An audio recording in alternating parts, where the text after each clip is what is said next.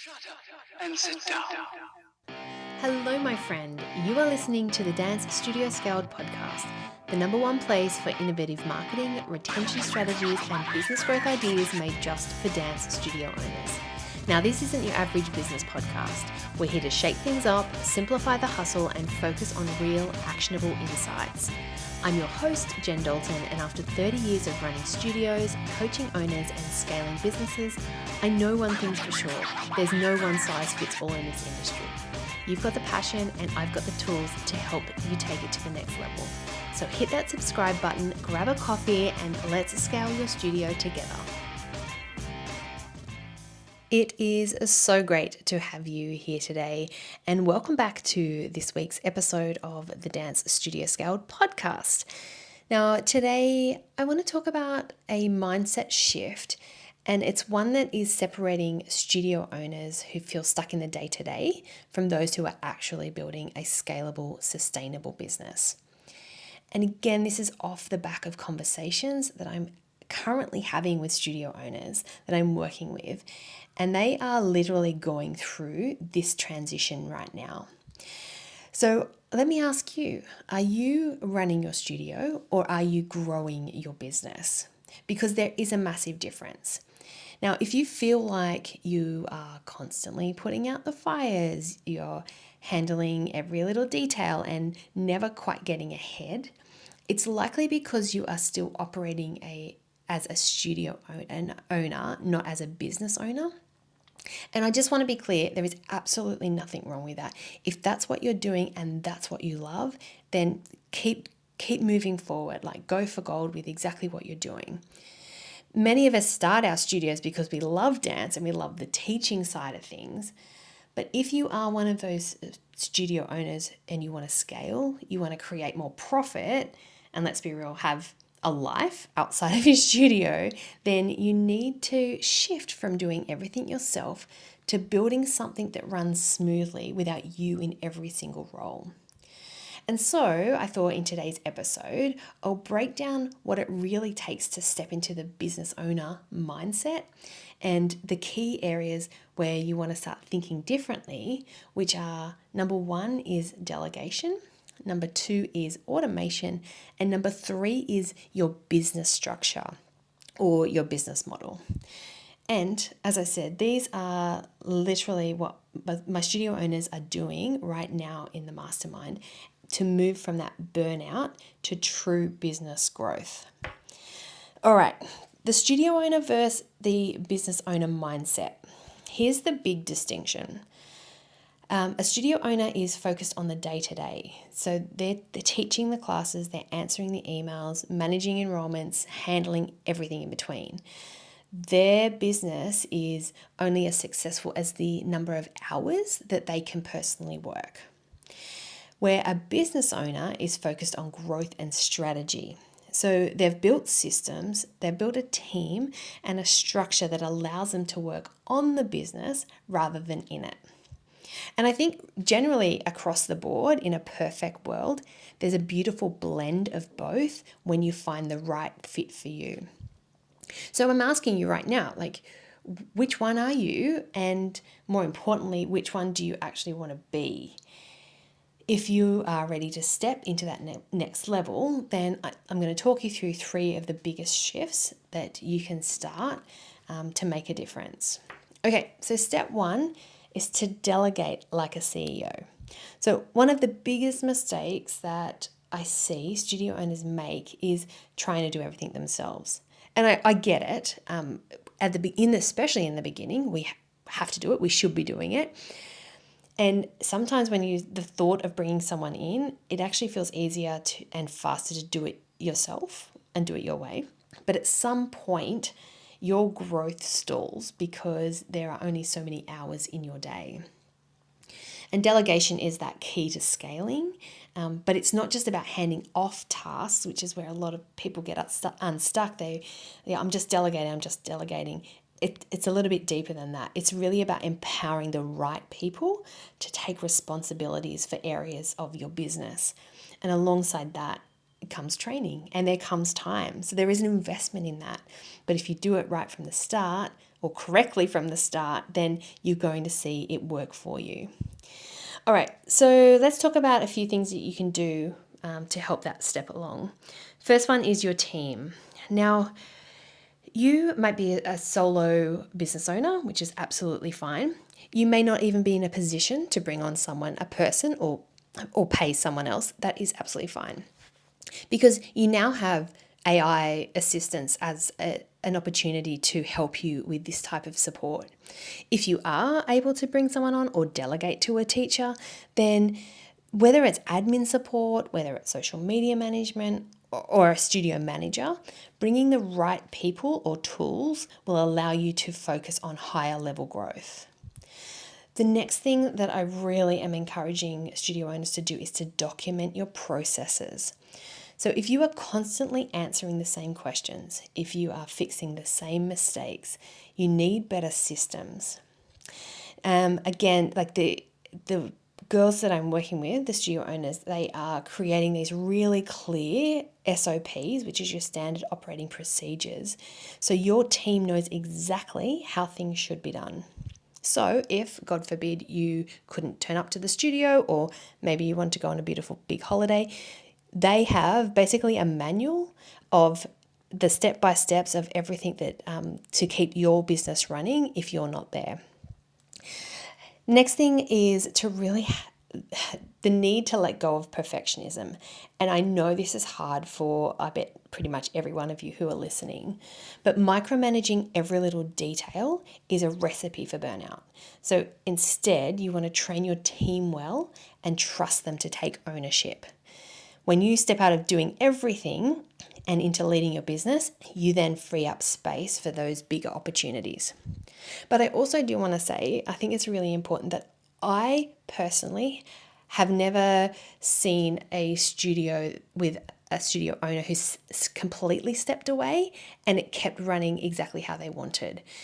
Now, this is meaning like they're not turning up, they're not having input, they're just completely trusting in other people to do it. I still feel like we need to find that blend of an element of being part of it, but being able to step away. So that's quite a big distinction that I do want to make clear. I'm not trying to get you to just completely set up your business and then walk away from it and just let it run for you. Because as I said, I've never seen anyone successfully do that. Anyway, maybe you have, I don't know, but that's from my experiences. Okay, step 2 is to automate and to buy your time back. Now, automation, it's a word we're hearing of a lot at the moment. It truly is the unsung hero of every successful business. So not even just studios, it's across the hemisphere of businesses. And it allows you to run things smoothly without needing to be involved in every single step. And I'm not talking about complicated tech setup. That is not me. I am not your gal if you are into tech setups and complications with that stuff. It's just simple systems that eliminate the manual work.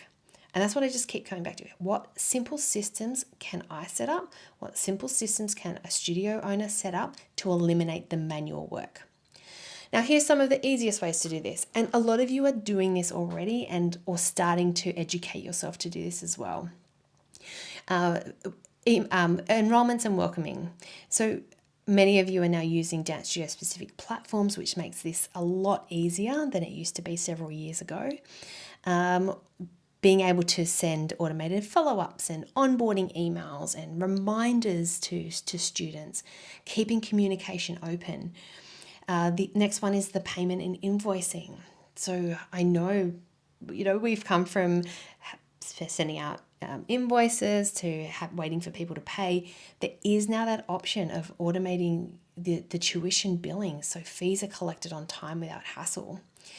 Scheduling and reminders, so reducing those no-shows for trials, which I hear a lot of people saying they've booked in for trials but they're not turning up. The admin work by automating appointment bookings and trial class follow-ups after it. Like, this is all tasks that can be set up and automated, so you're not physically getting in there and doing that every single time. And of course, the big one is social media and marketing. The idea of batch content creating and scheduling it in advance so you're not scrambling to post every day. Particularly if this is one of the tasks that you have to do as the studio owner, this is a really good way to stay ahead of that. Because every time you remove yourself from a repetitive task, you're freeing up more time to then focus on the growth. Okay, step 3. You need to build a business structure that supports growth. So the biggest shift in moving from studio owner to a business owner is creating a structure that allows for scalability. So this means you need a clear growth plan. So what's your next level? Do you want more locations? Do you want higher price programs? Do you want passive income streams? Successful studio owners, they have a vision beyond just surviving and getting through a term. The next thing you want is financial clarity. So are you pricing for profit? Are you tracking your revenue, your expenses, and your cash flow? Because this is what allows you for that long-term success. And the leadership mindset. So at some point, you have to transition from being a doer into being the leader. And this may mean setting boundaries, it may mean protecting your time and stepping fully into that CEO role. And this could be still in small steps. It could be the way you schedule, are you time blocking to get stuff done? Are you putting time aside to actually work on the business? Now, I have to say, for myself, doing these steps did take time. It was a process of stepping back. It was hard. It was hard to put my trust in others. It was hard to be able to, step away from a task and just trust that it was being done. So it did take time. And I sort of talk about over a year, like I slowly stepped back over a year. Then the next year it was something else. And then the next year was something else. It can be done fast or it can be done slow. It just depends on you as a person, but is something that is definitely worth having a look at how you can start small with your transition right from today. Okay, so the freedom that comes from this growth, let's talk about that. You have a team and you have systems in place so your studio operates smoothly even when you're not there, which then gives you the freedom to step back, to focus on those higher level projects, and finally, for some of you, take a proper holiday without that constant worrying that everything's going to fall apart. And that was another experience that I had, like the first time that I wasn't physically there for a class. Like I was on a holiday, I was actually on a cruise. I remember it so clearly. It was the first day back of term and it was the Saturday, and I just had one day. I was going to be back by Monday. It was the Saturday classes and I wasn't there because the cruise wasn't getting back in time. And I know how I was almost feeling sick the whole time, let's be real. However, once I did it once, the next time was a little bit easier and the next time was a little bit easier. And so that's again the beauty that comes with this. Now, this is then the real difference between running a studio and growing your business. And I just want you to know it's completely possible no matter where you are right now. However, I do want to caveat with it does take time because you need to refine what you are doing. Then you need to properly set up your foundations in order to move forward. So it takes constant and conscious effort over a period of time. That's the reality of it. If you're looking long term, if you're looking at this to be something that you see yourself doing till they can wheel you out of the studio in a wheelchair, who knows? But it's that short term pain for long term gain. So let's do a quick wrap up of that. If you are stuck in the day-to-day operations, you want to start by delegating. Even the smallest of tasks is going to set you up with freeing up your time a bit. The next thing is you want to use automation to eliminate that repetitive work to streamline your enrollments, your payments, and your marketing. Remember, if you don't have a person or you can't afford a person, totally fine. You do have AI options now. You do have that available.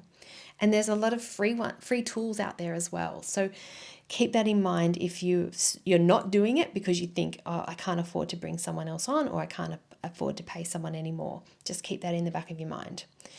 And then you want to build that business structure that supports long-term growth, not just short-term survival. So how does that sit with you right now?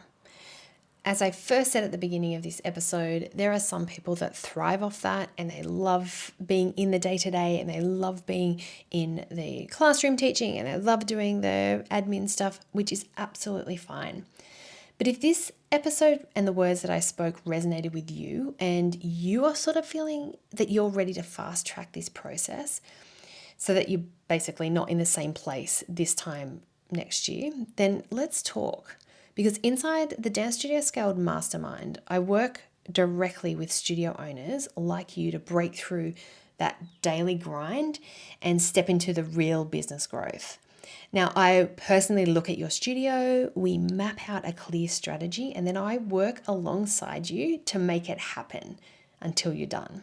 So you're basically not left to figure it out on your own. So if you're serious about scaling with the right systems, you wanting the support and the accountability, please send me a DM on Instagram.